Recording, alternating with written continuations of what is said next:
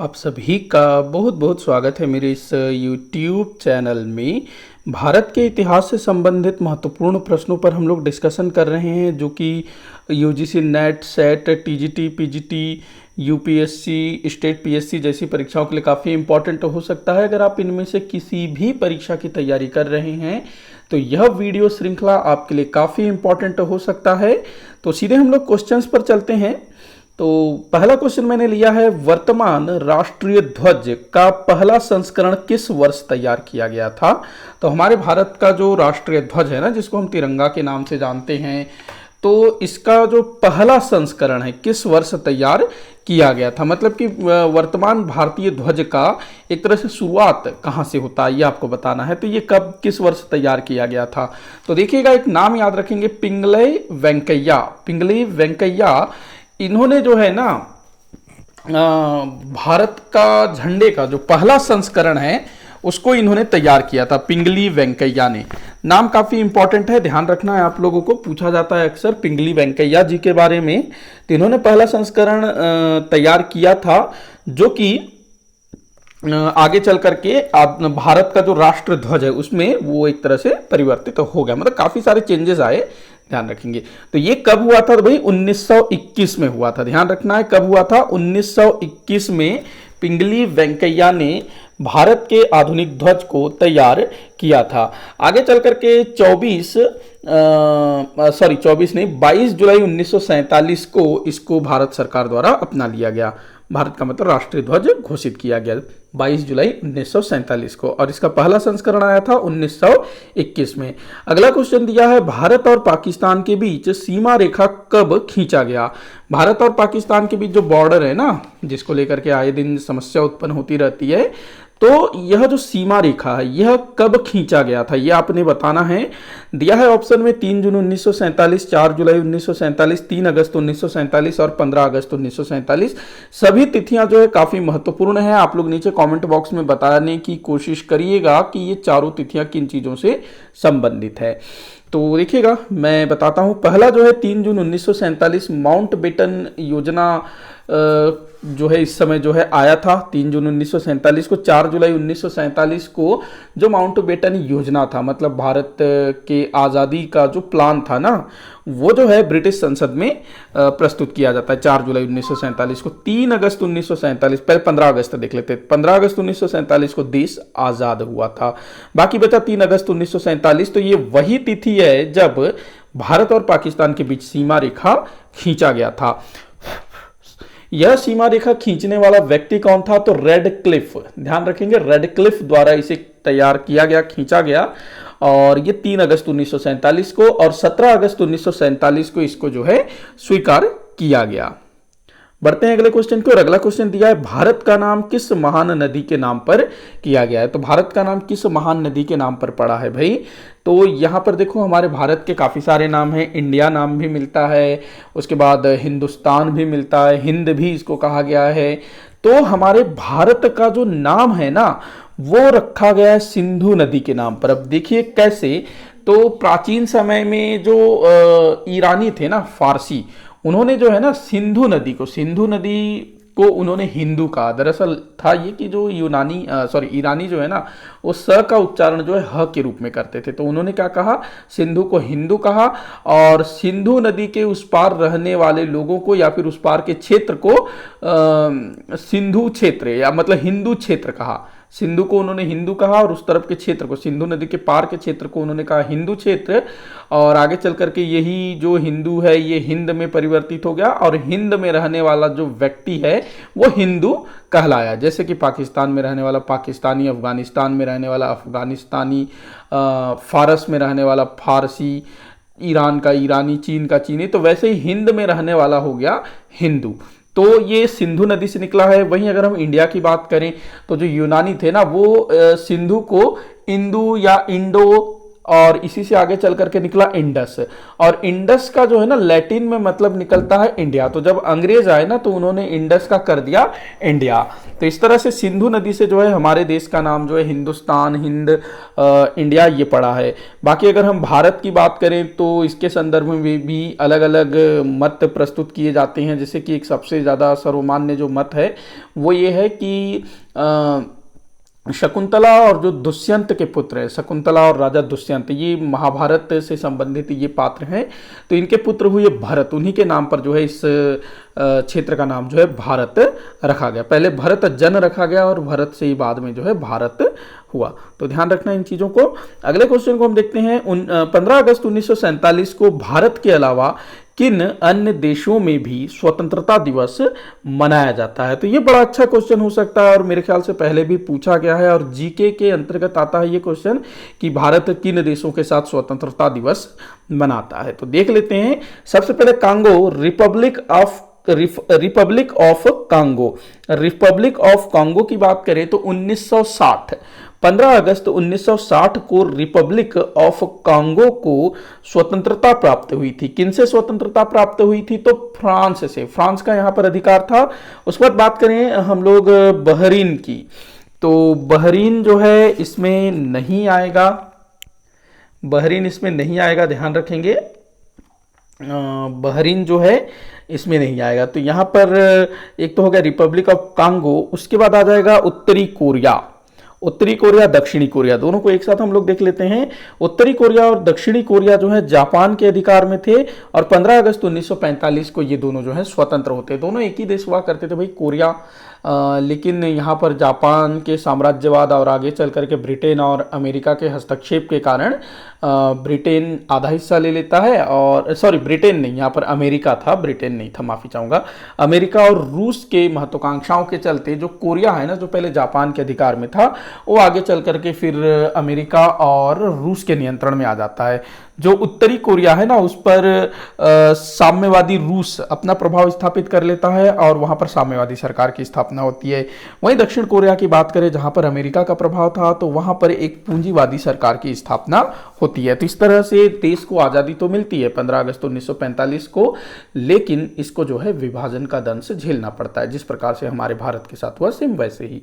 तो यहाँ पर कांगो, दक्षिण कोरिया, उत्तर कोरिया, मतलब आपका उत्तर क्या हो जाएगा? 1, 3, 4, तो स आपका उत्तर होगा। इसके अलावा एक और देश है जिसका नाम है लिक्टेनस्टाइन। लिक्टेनस्टाइन जो कि यूरोप का एक छोटा सा देश है, जो कि ऑस्ट्रिया और स्विट्जरलैंड के बीच स्थित है। इस पर रूस का शासन था, रूस का शासन था, और ये जो है 15 अगस्त 1966 को ये स्वतंत्र हुआ था। तो ये भी जो है अपना क्या कहते हैं, इसके साथ जो है अपना वो मनाते हैं स्वतंत्रता दिवस। आगे बढ़ते हैं अगले क्वेश्चन की ओर। अगला क्वेश्चन दिया है, पश्चिमी देशों को पूर्वी देशों तक पहुंचने हेतु नवीन मार्ग खोजने की आवश्यकता क्यों महसूस हुई? बड़ा अच्छा क्वेश्चन है। यहां पर जो पश्चिमी देश हैं, पश्चिमी देश से तात्पर्य जो यूरोपीय देश हैं उनके बारे में बात किया जा रहा है, और पूर्वी देश मतलब हमारे भारत का जो या फिर कहें एशियाई देश है। तो जो पश्चिमी देश हैं अर्थात यूरोपीय देशों को एशियाई देशों तक पहुंचने हेतु नए मार्ग खोजने की आवश्यकता की क्या जरूरत पड़ी, क्या आवश्यकता हुई इनको? तो यहां पर दिया हुआ है पुराने व्यापारिक मार्गों का अवरुद्ध होना, अर्थात पुराने व्यापारिक मार्गों का बंद होना। दूसरा दिया है पूर्वी व्यापार पर इटली का एकाधिकार। तीसरा दिया है साम्राज्य विस्तार। तो यहां पर इसका आंसर होगा ये जो पहला वाला है, ये बिल्कुल सही है, पुराने व्यापारिक मार्ग जो है बंद हो गए। दूसरा दिया है पूर्वी व्यापार पर इटली का अधिकार, ये भी सही है। साम्राज्य विस्तार, साम्राज्य विस्तार की बात करें तो ये इनका बिल्कुल भी उद्देश्य नहीं था शुरू में। आगे चल करके जब ये पूर्वी देशों तक पहुंचते हैं, फिर यहाँ की राजनीतिक परिस्थितियों से अवगत होते हैं, फिर उनको लगता है कि भाई हम तो यहाँ आसानी से कब्जा कर सकते हैं, तो फिर वो लोग कब्जा करना या फिर साम्राज्य विस्तार करना शुरू कर देते हैं। तो यहाँ पर 1 और 2 जो है सही है, तीसरा गलत है। तो उत्तर हो जाएगा आपका ब। तो थोड़ा सा इसको मैं एक्सप्लेन करता हूं, पुराने व्यापारिक मार्गों का अवरुद्ध होना। तो देखिए पहले क्या था कि स्थल मार्ग से पूर्वी देशों और पश्चिमी देश का व्यापार होता था। तो यहाँ पर जो है काफ़ी सारे मीडिएटर होते थे, खास करके जो अरब के जो व्यापारी थे ना, वो इसमें मध्यस्थता की भूमिका निभाते थे। भारत के जो व्यापारी थे ना, वो लोग जो है अरब के व्यापारियों को अपना माल बेचते थे, और अरब के व्यापारी जो है आगे चल करके इटली के व्यापारियों को माल बेचा करते थे, और इटली के व्यापारी जो हैं उस सामान को यूरोप में सप्लाई किया करते थे। तो यहाँ पर दोनों कथन एक्सप्लेन हो गया, क्योंकि अब अच्छा अवरुद्ध हो गया ये बोला जा रहा है ना। तो ये जो मार्ग है ना, ये तुर्की से होकर के जाया करता था, तुर्की से होकर के जाता था। तो 1553 में तुर्की का जो बहुत बड़ा नगर है ना कुस्तुनतुनिया, जिसको आज के समय में हम इस्तानबुल के नाम से जानते हैं, तो ये जो कुस्तुनतुनिया है, इस पर तुर्की साम्राज्य स्थापित हो जाता है, मतलब तुर्क का अधिकार हो जाता है। और ये जो है यहाँ पर व्यापार को पूरी तरह से अपने कंट्रोल में ले लेता है। तो एक तरह से पश्चिमी देशों का पूर्वी देशों से संपर्क जो है थोड़ा सा कट जाता है। हालांकि व्यापार पर जो तुर्क वो अपना नियंत्रण ले लेता है, लेकिन वो काफ़ी टैक्सेस वगैरह लेना शुरू कर देता है। और जो अरब के जो व्यापारी हैं, उनके वर्चस्व को भी ख़त्म करने का वो कोशिश कर रहा होता है। इसके अलावा इटली वालों का भी तो ये एक कारण था। दूसरा जो दिया है, इटली के एकाधिकार को समाप्त करना। चूंकि जो स्थल मार्ग से व्यापार होता था उसमें इटली का एकाधिकार था। अरब के व्यापारी जो है यूरोप में इटली वासियों को ही, इटली के व्यापारियों को ही माल बेचा करते थे, तो वो बड़ा मोटा मुनाफा कमा रहे थे और उनका जो देश है काफ़ी उन्नति कर रहा था। तो जो यूरोप के जो दूसरे लोग हैं भाई, उनको भी लग रहा था कि भाई हम भी व्यापार करें। अब जब अचानक से मार्ग बंद हो जाता है, तब उनको जो है लगता है कि भाई नया मार्ग खोजा जाए। इस समय और भी कुछ परिस्थितियां उत्पन्न होती है, जैसे कि टेक्नोलॉजी थोड़ी सी डेवलप हो जाती है, लंबी लंबी समुद्री यात्राएं किया जा सके, इस तरह की नावों का इजाद होता है। तो ये लोग जो है समुद्री यात्राएं करना शुरू करते हैं और पहुंच जाते हैं पूर्वी देशों तक।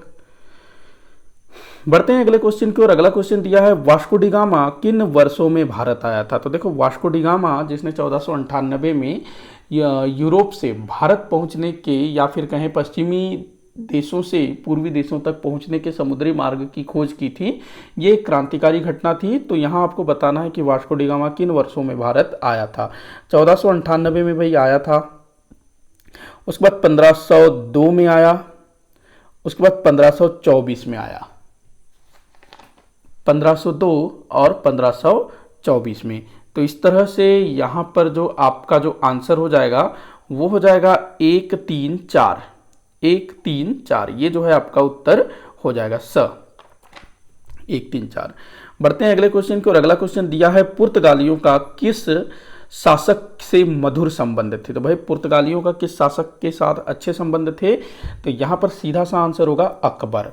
अगर हम बात करें जहांगीर की, शाहजहां की, शिवाजी की, तो इनके साथ जो है थोड़ा सा 36 का आंकड़ा था, खास करके शाहजहां और शिवाजी के साथ। जहांगीर के साथ तो फिर भी आखिर के समय में थोड़ा सा संबंध सुधरने लगे थे, मतलब ठीक ठाक होने लगा था, बट उतना ओके नहीं था। लेकिन अकबर के टाइम पर पुर्तगालियों और अकबर के बीच जो संबंध है वो काफ़ी अच्छा था।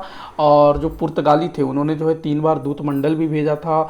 इसके अलावा अकबर ने खुद वहाँ से जो है ईसाई धर्मगुरुओं को अपने यहाँ पर आमंत्रित किया था, क्योंकि अकबर ने जो इबादत खाना की स्थापना की थी ना, वहाँ पर वो अलग अलग धर्म के धर्मगुरुओं से चर्चा किया करता था। तो वो ईसाई धर्म के धर्मगुरुओं से भी चर्चा करना चाहता था, तो उन्होंने भेजे भी जो अपने पुर्तगाली हैं उन्होंने पादरियों को भेजा भी।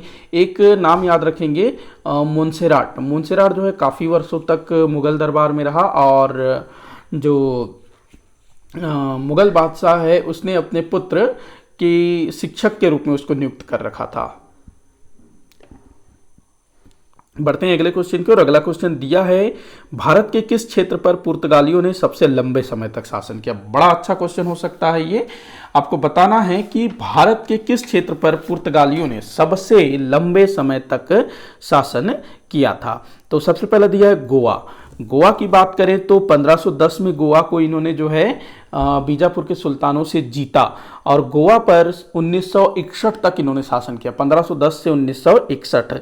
दमन की अगर हम बात करें तो लगभग 1559 के आसपास में दमन इनके अधिकार में आया, और ये भी लगभग 1561 के आसपास तक रहा।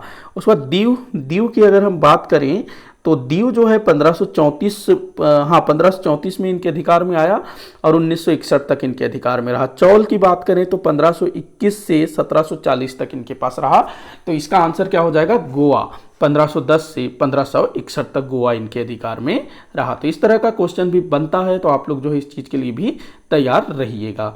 अगला दिया है क्वेश्चन, भारत आने वाली पहली व्यापारिक कंपनी किस देश की थी। तो भारत आने वाली पहली व्यापारिक कंपनी, अगर हम बात करें भारत आने वाले पहले देश की, तो वहाँ पुर्तगाल हो जाएगा। लेकिन अगर कंपनी की बात करें तो नीदरलैंड के जो डच थे ना, इन्होंने जो है भारत के साथ व्यापार करने के लिए एक व्यापारिक कंपनी की स्थापना की, जो कि 1602 में भारत आती है। तो व्यापारिक कंपनी के रूप में आने वाली पहली जो व्यापारिक टोली है वो नीदरलैंड से आई हुई थी। अगला क्वेश्चन दिया है, 12 भाई परिषद का संबंध है। 12 भाई परिषद का संबंध है मराठों से। देखो होता क्या है 12 भाई परिषद, थोड़ा सा मैं इसको जो है एक्सप्लेन करूंगा। मराठों में ना एक प्रकार का बोला जाए तो सत्ता को लेकर के थोड़ा सा जो है मनमुटाव की स्थिति उत्पन्न हो जाती है।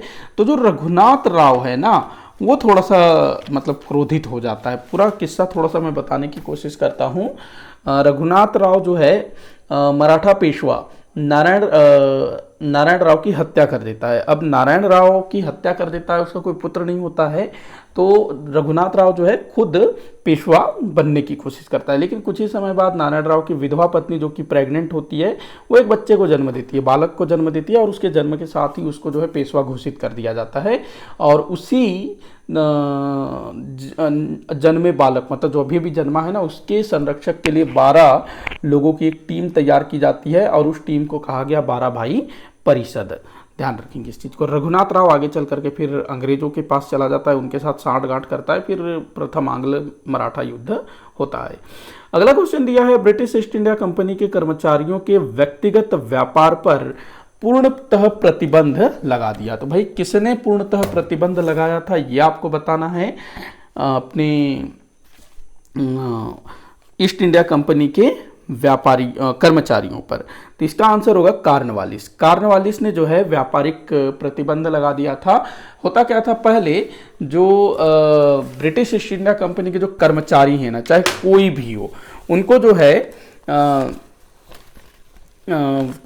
जो है ना क्या बोलना चाहिए, व्यक्तिगत व्यापार का अधिकार था। व्यक्तिगत व्यापार से तात्पर्य वो जो है शासकीय नौकरी में होते थे, मतलब कंपनी की सेवा में होते थे, और उसके साथ साथ वो लोग जो है अलग से भी बिजनेस कर सकते थे। मतलब भारत से कोई भी सामान खरीद के वो इंग्लैंड भेज करके उससे मोटा मुनाफा कमा लेते थे। तो इससे क्या हो रहा था, जो कर्मचारी है ना, वो कंपनी की ओर ध्यान नहीं दे रहे थे, वो अपने लाभ में के लिए ज़्यादा काम करते थे। तो कंपनी के कर्मचारी अधिकारियों के व्यक्तिगत व्यापार पर पूर्णतः प्रतिबंध लगाया कार्नवालिस ने। तो याद रखना इस चीज को। इसी के साथ आज का ये वीडियो यहीं पर समाप्त होता है। आप लोग मुझे कमेंट करके बताइएगा कि आपसे कितने क्वेश्चन सॉल्व हुए। किसी भी क्वेश्चन में कोई भी डाउट हो जरूर बताइएगा, ताकि मैं उसको सॉल्व कर सकूं। वीडियो को आखिर तक देखने के लिए बहुत बहुत धन्यवाद।